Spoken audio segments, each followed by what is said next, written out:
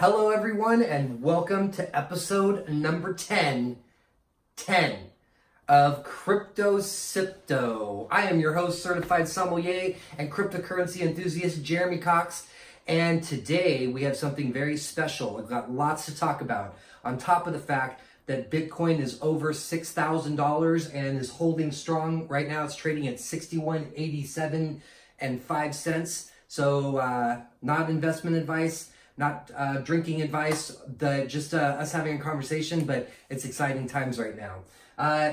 I'm going to be pairing today, this is the episode where I'm going to be taking Bitcoin Cash, which is number 4 on the coin market cap capitalization list, and it's trading right now at $283.85. There's some really fun things to talk about with Bitcoin Cash, and there's even more fun things to talk about this 2013 Mondavi Maestro from Robert Mondavi. I've been holding on to this for a long time, and because I made it to 10 episodes, I figured it's a special like celebration. And so we're going to open up this wine and we're going to talk a little bit. I'm going to open while I talk. Not that I don't ever do that any other time. Also, a little quickie. I have my gold Robert Mondavi Maestro 50th anniversary wine key, if you can read that. This was given to me by a very special wine rep that I used to work with, Aaron Chase. Thank you so much. Cheers, Aaron. And there's a reason that I'm pairing the Mondavi Maestro 2013 because, and we'll talk about the hard fork in Bitcoin land in a second, but Mondavi, the family, had some forks that happened, and a fork basically is when there's like there's a fork. You think about it like a fork in the road. Once there was one, and then now there's two. And the Mondavi family started Charles Krug Winery back in the day, and they were making good wine, but Mondavi had a different vision, and he wanted to make world-class wine that would speak to more of a, for lack of a better word, sophisticated and higher level wine drinkers, not just the everyday wine stuff, special occasion wine, if you will, you know? And so he traveled the world to basically kind of test out and figure out what he needed to do to make world-class wine. And in 1966, he broke off and started the Robert Mondavi Winery, and started making amazing wine. And this actually, Opus 1, is his flagship wine that is super up there. You don't just go out and drink Opus 1 every day unless you drive Ferraris and Lamborghinis, or if you just like absolutely have to drink really expensive wine. But something fun about the Maestro is that the Maestro actually is I want to say it's the second or maybe the third pass of the grapes. Grapes get selected as they get into these big companies like Mondavi. The first tier, which would be Opus 1, that's taken from high-end vineyards where the grapes are really expensive. They bask in the sun. They're like, ooh, it's so much fun. And then they get selected, and it's actually 1 in 100 grapes that get selected to go into Opus 1. And then after that, there's still 99 grapes left, right? Well, they're not just going to throw them away.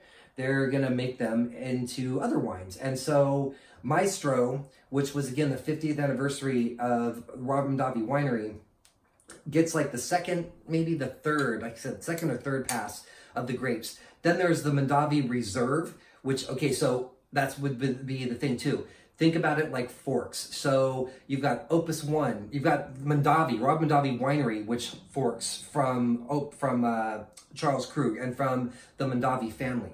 And then he forks and decides, I'm going to make Opus 1. And then there's Mondavi Reserve wines, the private reserve. Then there's I think it's, I can't remember some of the other ones that are in between, but then you just got straight like Robert Mondavi Winery wines, and then he actually also makes Woodbridge. And another fun thing to talk about right now, it's a good moment, is if you ever go to those restaurants that have like their wine, like if you walk into like an Olive Garden. I think Olive Garden had Olive Garden wine for a little while. Cheesecake Factory, that's even better. I used to work at Cheesecake Factory. Cheesecake Factory wine was actually Woodbridge by Robert Mondavi. They make a lot of it, and they basically will make private labels for wineries to buy, or for restaurants to buy, and call that their own, like, you know, their own wine label wine. But they're not going out and making their own wine, you know? Oh, this is something fun too, corks. If you start collecting corks, some corks have really fun little designs on them. That's the design of the winery, if you can see that, the Robert Mondavi Winery. Last time I forgot my fun little aerator, but this time I didn't. And so we're gonna do our fun little cheers, everybody, for a sec. Oh, wait. Oh my gosh, I totally forgot. Remember? We were gonna just do a quick little pour and taste of this before decanting. And this is a 2013. I've been sitting in my wine cooler for about 3 years now. And I think this is the last bottle. I bought a 6-pack of this. Actually, I did a wine dinner, or wine tasting event that was hosted by Robert Mondavi, and we pushed out Maestro. I bought a couple cases of that and a couple cases of other wines that were featured by the rep that was doing it, and this wine had a pretty good following.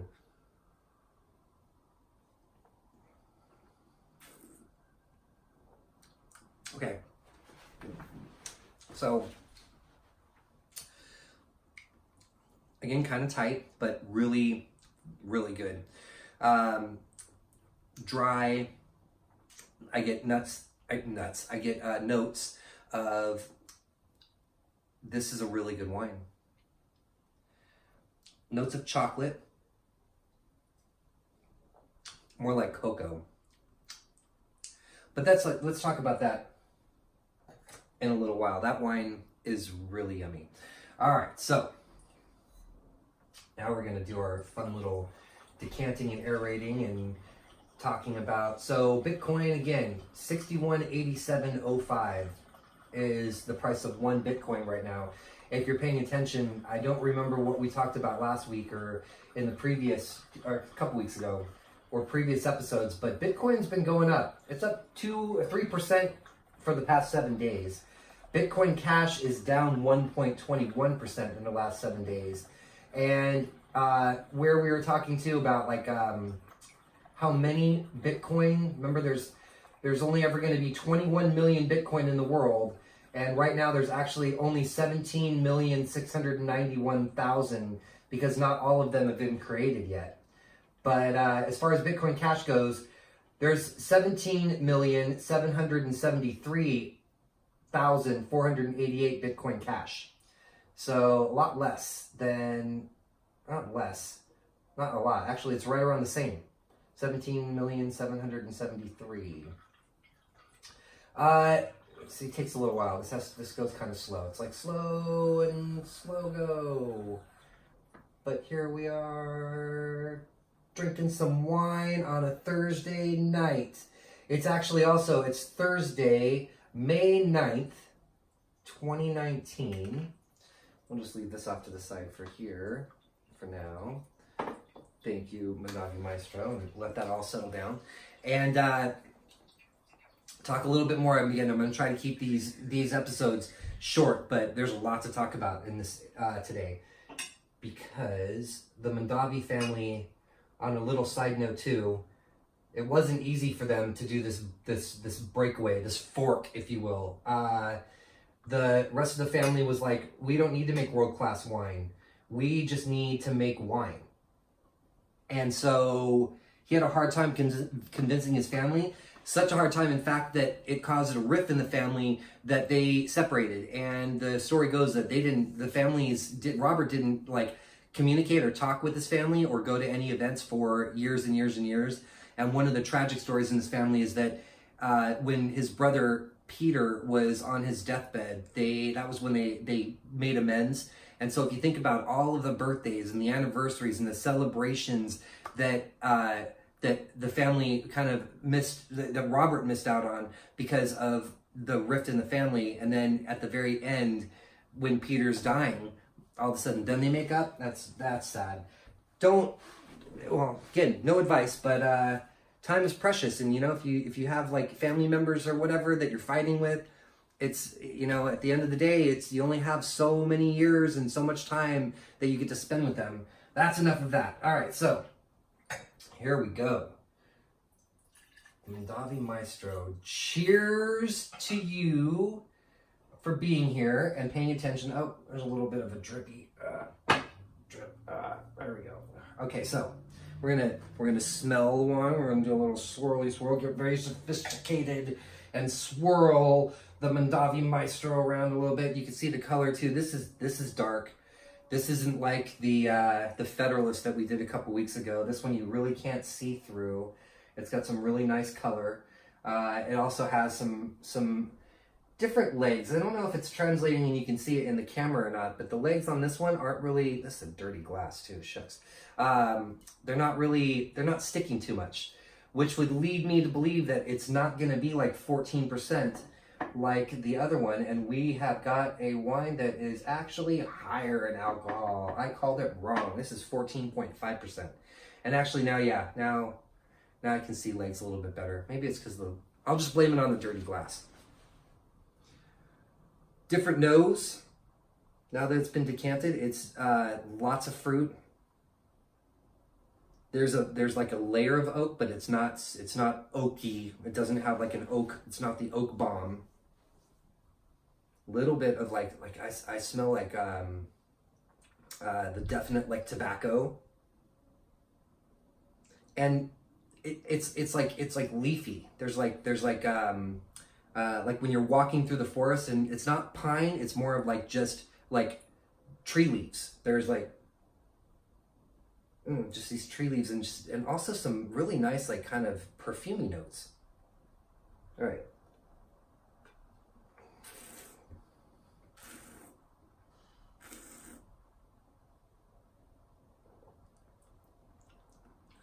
You can taste a little bit more oak.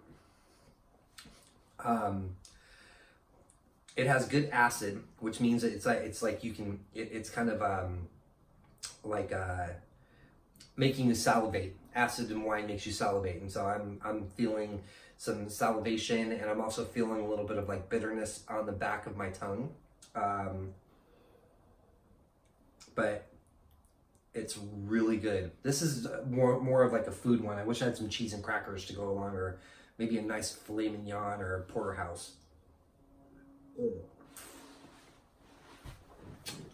The Maestro is going to be a blend, and if I'm not mistaken, it's got all of them in it. You're going to have Cabernet, you're going to have Merlot, most likely some Petit Verdot. I didn't look up the blend on it, but just from tasting it, there's also definitely some Merlot in this too. That's also an Opus 1. Opus 1 is not 100% Cab. It's got all the Bordeaux varietals.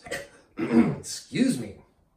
It's got Bordeaux varietals. It's got Cabernet, Merlot, Cabernet Franc, or Cabernet Sauvignon, Cabernet Franc, Merlot, Petit Verdot, and just yumminess.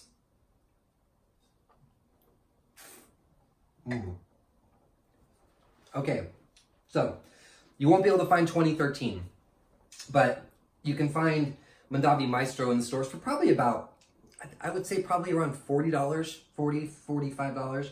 So it's not a break the bank bottle, but it's also really pretty. It's got this really fun like screening, and it's like you know, it's not a sticker, and the back of it is actually etched. So there's that. Now we're gonna switch over to Bitcoin Cash and forks. So when a coin forks, it's because somebody wants to solve a problem. And in Bitcoin land, the problem is time, speed of transactions, and size of blocks. I'm gonna try not to get too techie here. Let's put this on for a second and talk techno speak. Here we go. Where's my...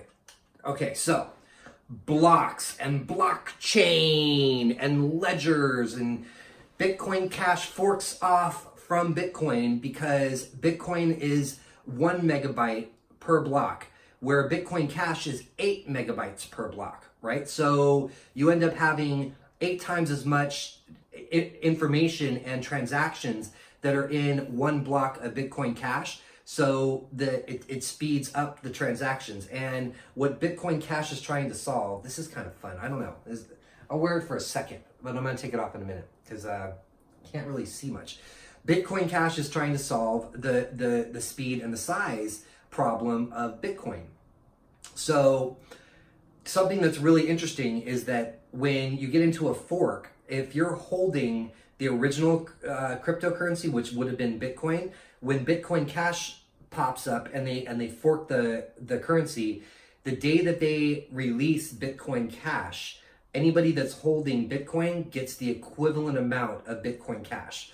So that's where it starts to also get kind of like economically techy and interesting, because it's like you're basically just gifted all of this new currency. And so if I was holding 100 Bitcoin and Bitcoin Cash came out and it was today and these values were where they were, I would get 100 Bitcoin Cash and I would have 100 times $283, which would be $28,000.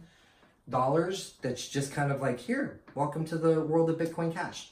The last fork, then there was another fork that happened last November.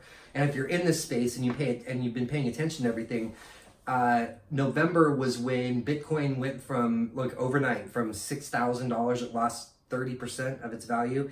It went from 6,000 to 4,000, and everybody started freaking out. And they're like, what happened? And a lot of that reason was because there was a fork of Bitcoin Cash that went into Bitcoin ABC and Bitcoin Satoshi SV, which is Satoshi's vision. And that was still that, there's a lot of different reasons that cause volatility in the market, but that's what people were kind of leaning on. They're like, oh, and there was a huge drama scene that happened and all this talk with the people that were behind it. And Craig Wright, if you look up that name, Craig Wright, if you want, like, if you watch soap operas, if you're into like drama, just Google Craig Wright and look at all the stuff. He actually claims that he is Satoshi Nakamoto. And Satoshi Nakamoto, if you remember too, he's anonymous. Nobody knows who Satoshi Nakamoto is. It's kind of like the fun of the game, that it's like, oh, who's Satoshi Nakamoto?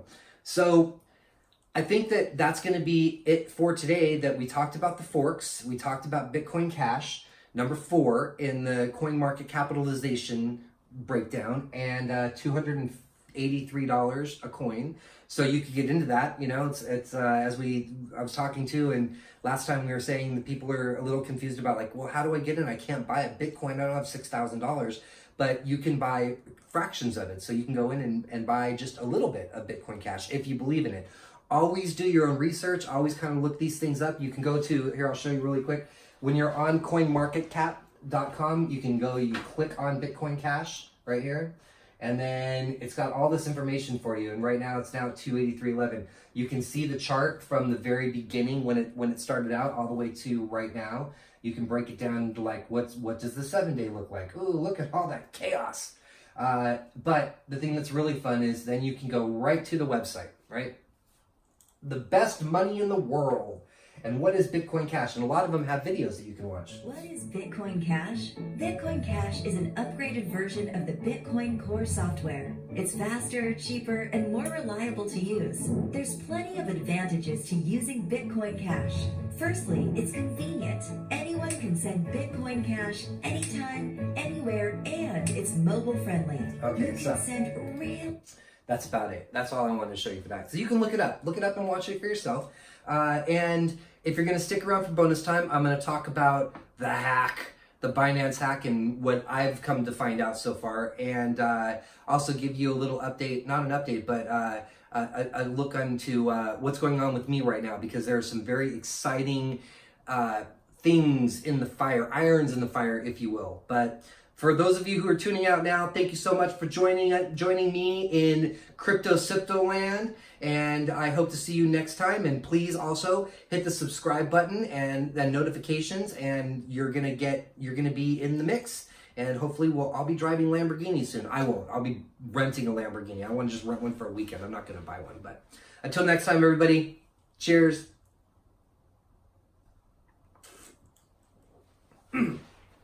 Yummy, yummy. All right.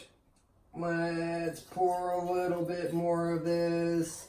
And I'm going to welcome to bonus time, first of all.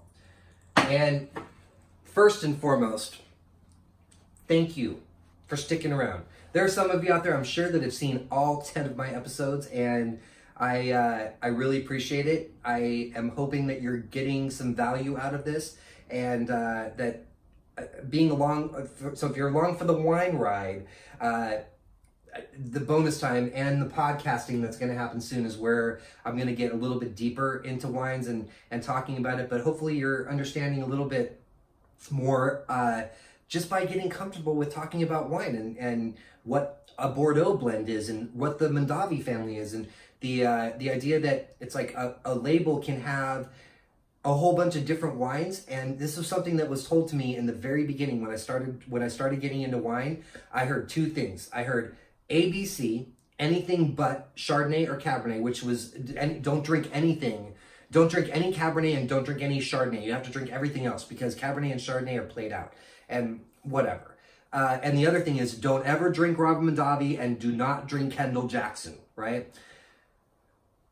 Opus 1. If somebody's going to hand you a glass of a $400 wine and say, would you like some of this Robert Mondavi Opus 1? Would you say no? No. And same thing with this. Like on a list, this is going to cost about $100, $110 a bottle.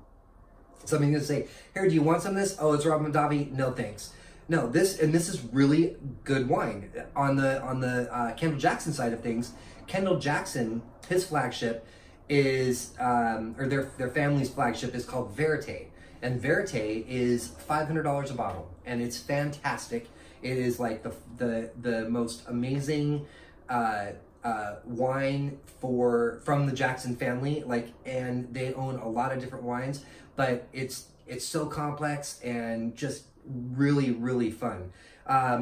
But companies like the Mondavis and the Jacksons, they have to make oceans of one thing in order to make a little bit of something else. So in Mondavi land, the Woodbridge and the Jackson, or the Rob Mondavi just wine that you see in the stores, in grocery stores, is the wine that they make a lot of. So that and that's like the very last pass of those 100 grapes, and sometimes also sourced out.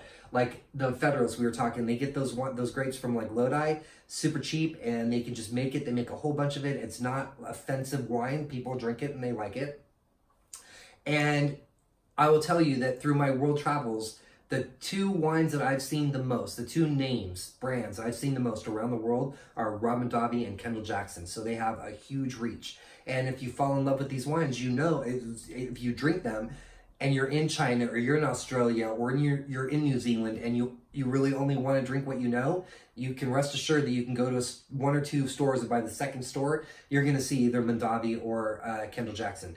But on that note, be adventurous, drink something else. So, and I'm hoping also to give you a little bit of a push, if you will, to want to jump into the court of master sommeliers and go for your level 1. I'm a level 2 certified sommelier, and my goal in these videos also, and I'm speaking to a couple of you in particular, is to help you get prepared for the jump. And once you decide I want to be a sommelier and you pay the money is probably the hardest part. Coming up with the whatever is right now, probably $300 to like sign up. Once you do that and you sign up, when they close those doors, you're going to be so surprised at the things that they tell you and how they prepare you in 2 days to be ready to take that test. And if you work in restaurants and you're paying attention to the wine list and you listen to the sommeliers that work there or people that are really interested in wine, that's the biggest thing. And also drinking it. I have some people that work in my restaurant that every week now, they buy a couple wines off of the list from our restaurant, and then they go and they sit and they drink and they have a great time. I imagine they have a great time with each other, and they talk about the wines, and then they can come in and the next week that becomes the wines that they're focusing on. They're like, oh, this tastes very very cherry, or there's a lot of fruit on this, or this has a lot of balance, or it's oaky, or it's not, or whatever it is. And those are those things that it's just, you jump in. Wine is super intimidating. Cryptocurrency is scary and intimidating. But the faster that you just kind of like, all right, like, again, you don't have to invest in it, study it, and just know that in the near future, and I'm talking the next 10 years or so, it's going to be I feel like it's going to be such a normal thing of currencies. And that's going to lead me into the next thing to talk about, the hack. Binance got hacked this week for $40 million. These hackers went in and they stole 7,000 Bitcoin. And they did it very slowly and methodically, and it was like all obviously very planned out. But here's the things that are very important to understand from this. Bitcoin has still gone up. In the past, something like this would cause Bitcoin to go down dramatically, because all of a sudden there becomes this FUD, and FUD is fear, uncertainty, and doubt of the world of cryptocurrencies, right? And as it pertains to Binance, Binance has its own coin. It's called BNB. Binance coin took a dip. Yes, of course, it went down, but it didn't go down as far as it should have on this news. There is some talk that the reason that it didn't go down as far is because Binance this week also announced that they're going to be allowing margin trading on their exchange, which means that you can take $1 and margin it out, and basically, like, I'm going to give you $1 and then you're going to give me $100 to trade with. So I can go in and I can take that dollar, and now that I've got $100, I can put $100 into something.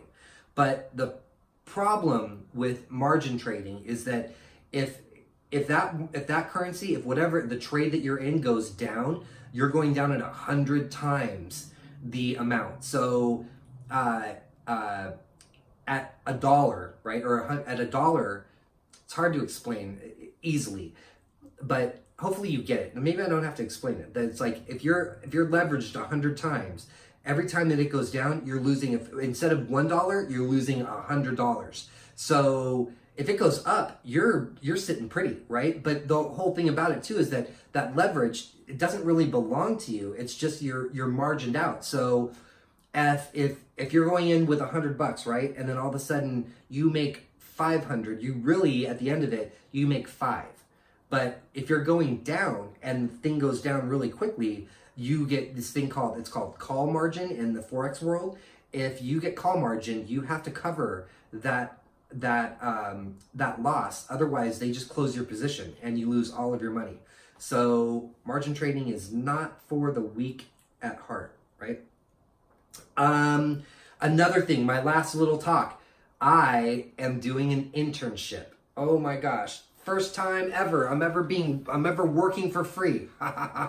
That's not true. I've worked for free a lot, and including this. This is totally free. I'm not getting paid for this, but I have been taken on. I've had the privilege of being hired as an intern with this company called Coin Genius, that is, in a nutshell, putting together a platform where traders can go and they can get all the information that they need in one place. And that's all I can really say about it, but they've got some really great ideas. And I might have already said too much. I hope not. Coin Genius, did I say too much? I might have to edit that. So I got hired on by Coin Genius, and they've got this really great solution in the crypto space that is going to make it easier for traders to trade. And that's going to be fun. Let's see if there's anything else that I want to talk about before I leave you to your own devices. And